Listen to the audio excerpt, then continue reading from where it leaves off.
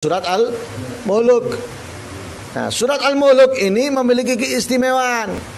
Di dalam hadis yang kita baca disebutkan apa keistimewaannya? Hiyal mani'atu min adzabil qabri.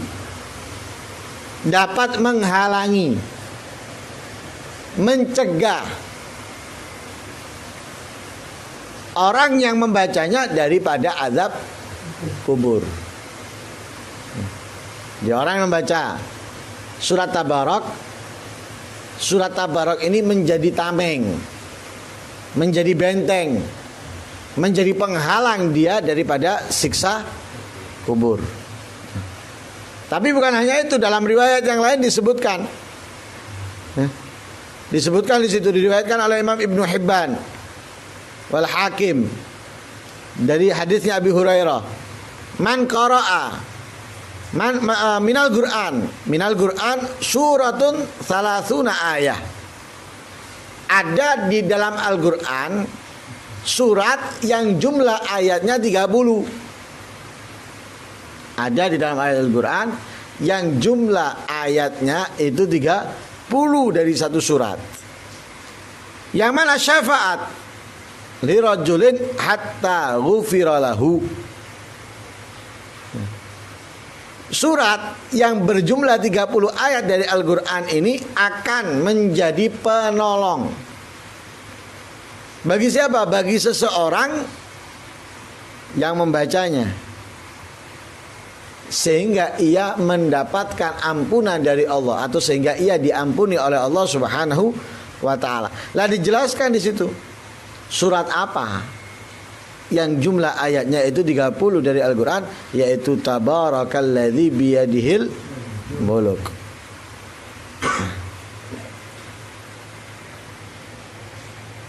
Dalam riwayat yang lain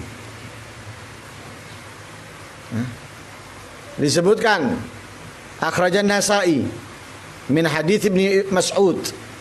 Imam Nasa'i mengeluarkan hadis ini dari jalan riwayat Imam Ibnu Mas'ud.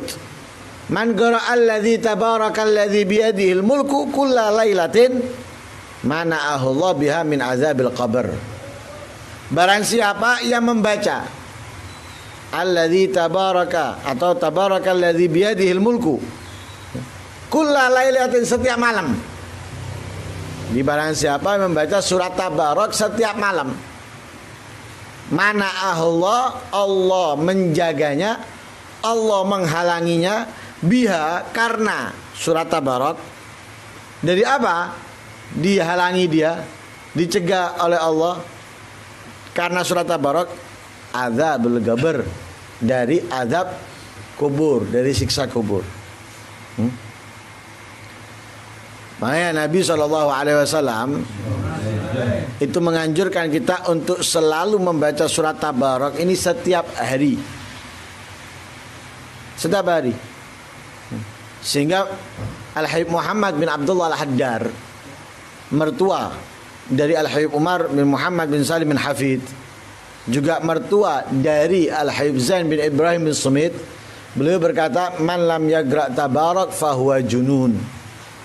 Orang yang enggak baca surat Tabarak setiap hari berarti dia adalah orang yang gila.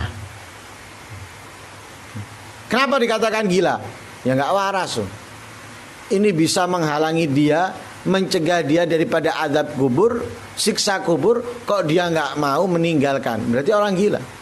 Siapa orang yang mau diazab? Siapa orang yang mau disiksa? Enggak ada.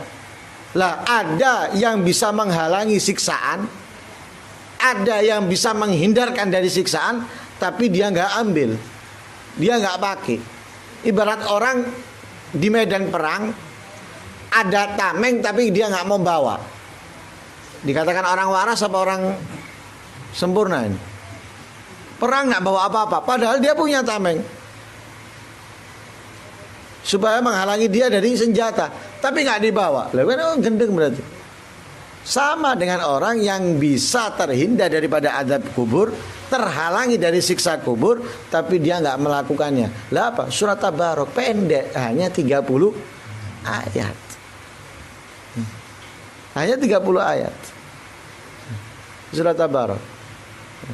Makanya dianjurkan untuk dibaca setiap hari. Sehingga beberapa sahabat seperti sahabat Jabir, beliau mengatakan tidak tidur kecuali setelah membaca Alif Lam Mim Tanzil atau surat As-Sajdah dan juga surat Tabarak. Surat Tabarak. Jadi Alif Lam Mim Alif Lam Mim Tanzil atau surat Sajdah dengan Tabarak. Ini tidak tidur kecuali dua surat ini dibaca. Bahkan Imam Tawus berkata, "Annaman qara'a Alif Lam Mim Tanzil wa Tabarak fi lailatin." Barang siapa yang membaca dua surat, yaitu Alif Lam Mim Tanzil atau Alif Lam Mim As-Sajdah dan surat Tabarak setiap malam, faka'annama qara'ahuma fi lailatul qadar. Seakan-akan ia membaca kedua surat ini di malam Lailatul Qadar. Nah, kalau orang membaca itu di malam Lailatul Qadar, dia berarti mendapatkan apa? Ibadah khairun, lebih baik min alfi syahr. Lah ini nggak nunggu Ramadan berarti. Setiap hari kalau kita membaca dua surat ini setiap malamnya, maka kita seperti beribadah di malam Lailatul Qadar yang pahalanya itu khairun, lebih baik dari 1000 bulan. Sehingga Imam Tawus berkata, aku tidak pernah meninggalkan dua surat ini, atau Rasulullah tidak pernah meninggalkan dua surat ini, baik fi safarin, di saat bepergian, au fi hadarin, atau saat berada di dalam kota.